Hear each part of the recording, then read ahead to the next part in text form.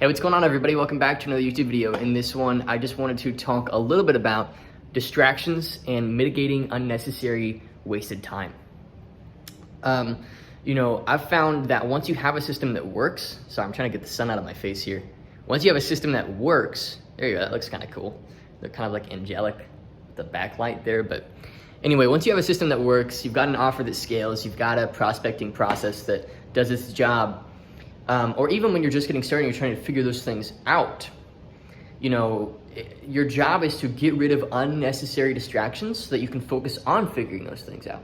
And once you have it, working and you're making sales and you've got prospects coming in the door, booking calls, you're selling them, they're getting results, you've got the system working in full, your next job is to, again, start to eliminate unnecessary distractions. So what are some good examples of unnecessary distractions? What are some things that, and I can only use myself because other people's business models, they're going to be different and they're all going to kind of have a little bit different of an effect, based on what you do and the outcome of the actions that you take. So I'm actually going to bring down the blinds just a little bit. I've got this like really fancy remote.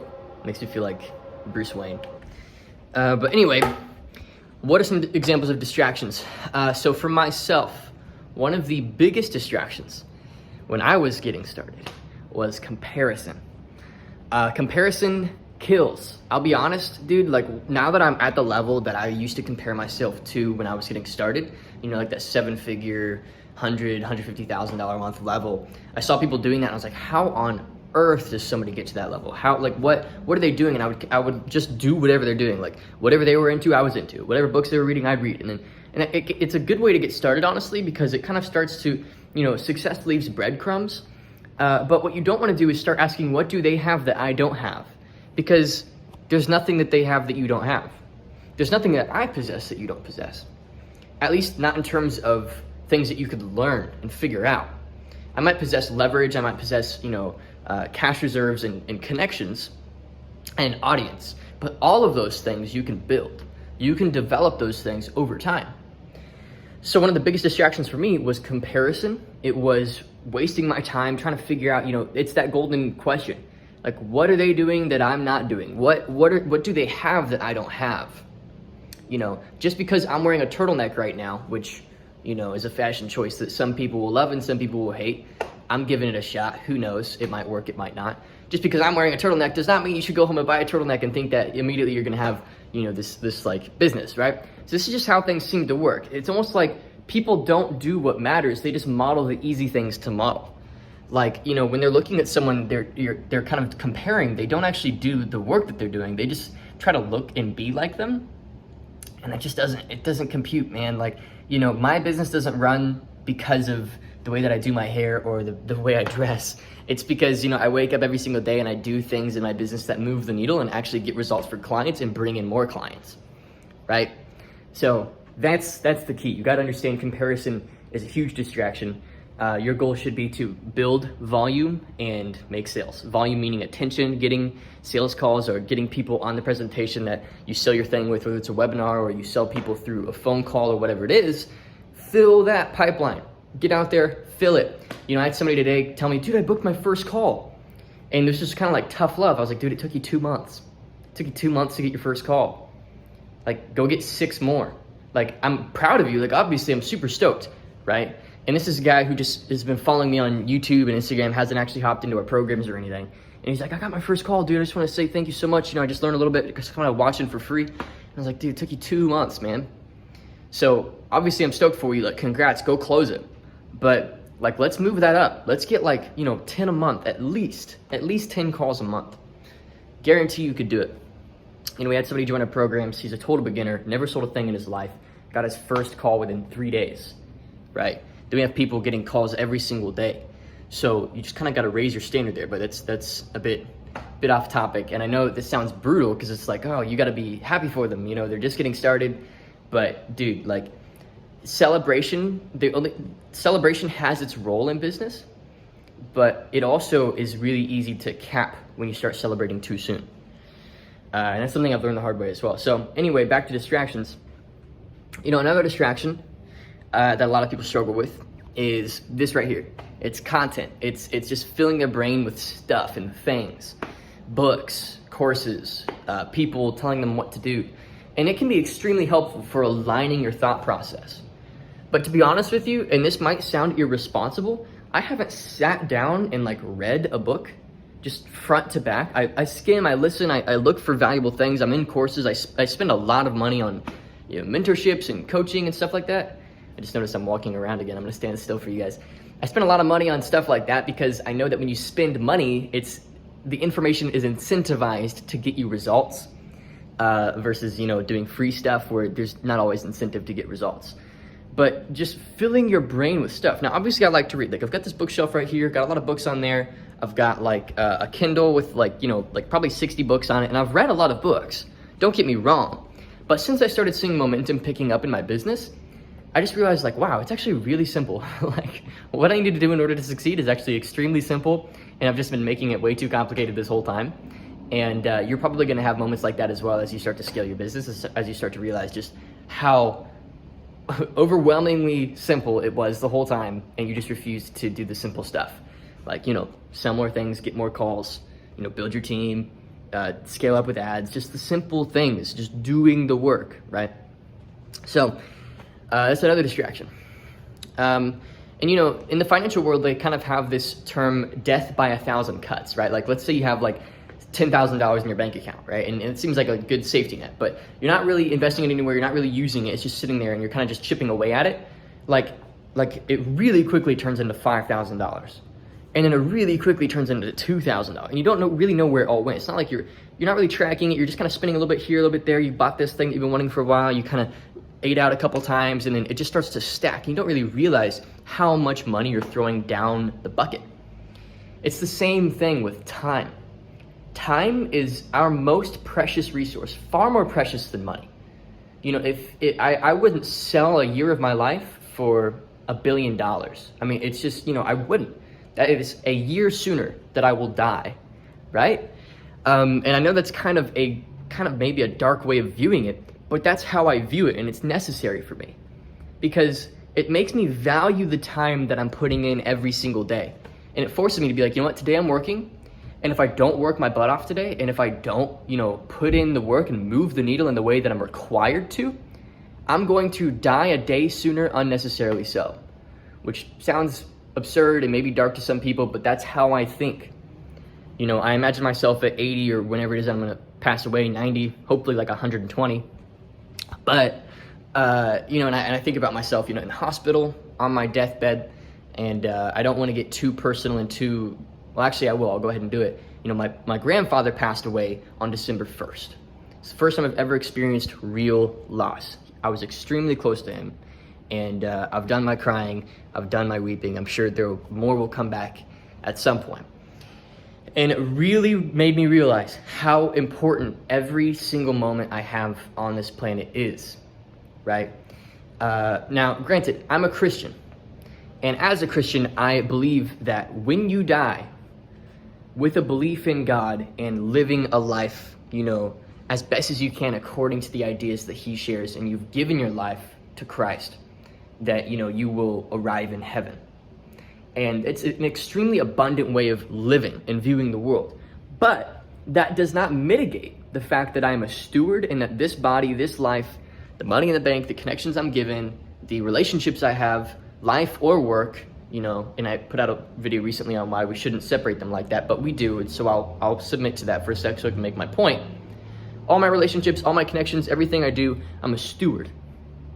And so if I'm getting distracted with stupid crap, like partying is one of these things, dude. I'll be honest, man, if you are partying, I don't care how much money you're making right now, you will not be here 2, 3, 4 years from now. You just won't. It's crazy to me how many other young men run in my circles where once they get a couple million, what they do is immediately start partying. Like immediately, like they feel untouchable. And it's like they haven't seen it 1,000 times before that the second you get some wealth, if you start getting cocky, it's gone. It's gone. And it's just something that I don't understand that mentality. Granted, I enjoy, going out. Tonight, actually, I'm actually probably going out doing cigars with some buddies, but it's not an aim. I'd be fine without it. So that's another huge distraction. Partying, unnecessary content, comparison. These are three things that I notice in our industry, and I'm just kind of calling them out as I see them. Another one, this is huge. Socializing in the name of making connections. This is a big one. A lot of people, they replace doing the work, and I see it even in our programs. I will call it out, dude. We've worked with a lot of people, and they just kind of hang out on our calls, and they kind of network, and they're just kind of there to just chill. And I'm saying, dude, like, there's work to do. We've told you what to do. You're not putting in the work. Like, what's going on? And they're using the calls and hanging out in the chat and getting to know people and getting one-on-ones with people, meeting up with them and stuff as an excuse to not put in the work because it's networking. And it kind of feels valuable, right? It's like, it kind of feels good. It feels like you're getting something done by making these connections, and who knows, maybe that could lead to something down the line, right? So maybe they're like, oh, it could maybe turn into something good. So I figure if it could maybe turn into something good, it's worth my time. And that is true. Like, I've made good friends, along the way, but it's not by any means something to replace doing the activities that actually move the needle in your business with. This is a highly tempting thing, and this is where you get these people who are like broke, but they're connectors, quote unquote. They're a connector. I'm sure you've seen this archetype before of person. Like, they're out there where, and I hope I'm not offending anyone, but this is my thoughts, right? If you are one of these guys where you have like $1,000 in the bank, but you know everyone, that's great. You know a lot of people. But, start turning those relationships into projects. Start putting in the work with these people. Start partnering with them, putting products and services out into the market, doing deals, doing business. Because that's the real test of a relationship and its quality, is can you or can't you engage in business together? Because if you can't, there's not that much trust. And therefore, you don't really have that relationship. It's kind of just an associate.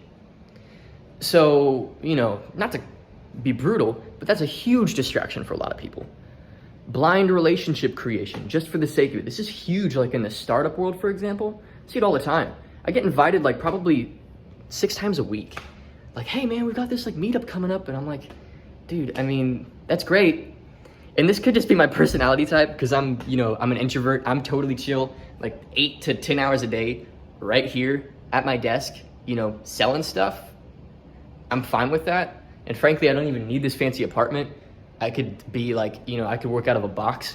Like, I don't really care.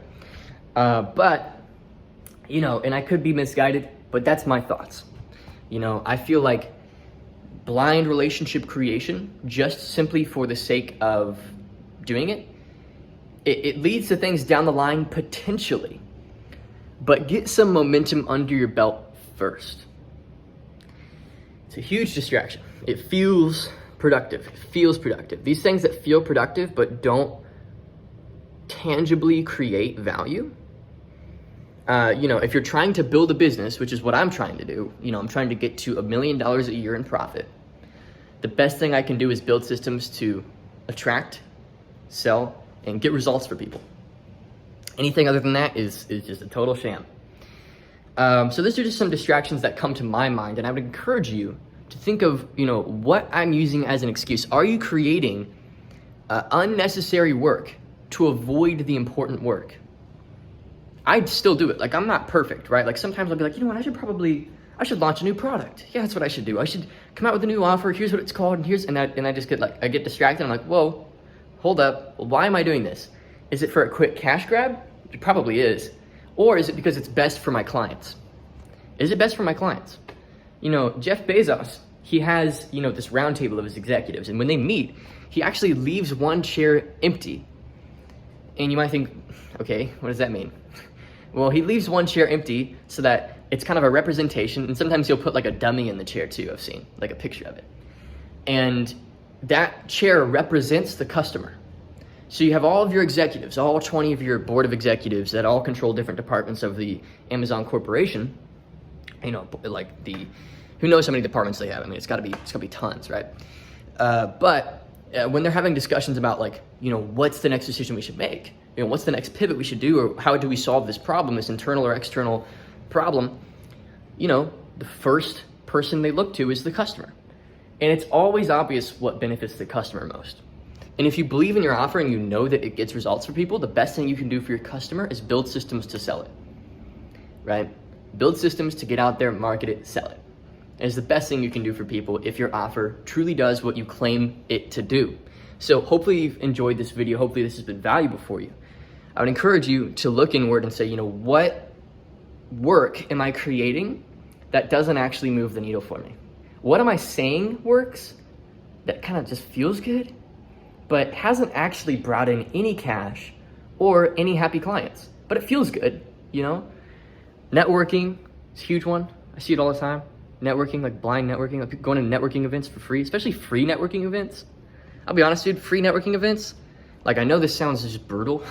There's probably some people that go to free networking events that, know how to use them like I don't, because I have no idea how to use those things. But especially free networking events, like everybody's there for free. They're just having a drink or something. Waste of freaking time. Waste of time. At least pay. If you're gonna go to an event, it should cost at least $1,000. Like that way you at least know there's some barrier of entry. You're getting some quality of people in this room. Anyway, totally off topic, but don't distract yourself. Don't create unnecessary tasks and unnecessary work. Do the things that move the needle for at least a year. Head down, put in the work, figure out, how do I get more calls? How do I sell better? How do I get better results for my clients? That's really all you have to do, honestly, and you're gonna start scaling extremely quickly. You're gonna have no idea what hit you. So thank you so much for watching. Hopefully you enjoyed. I will see you in the next video.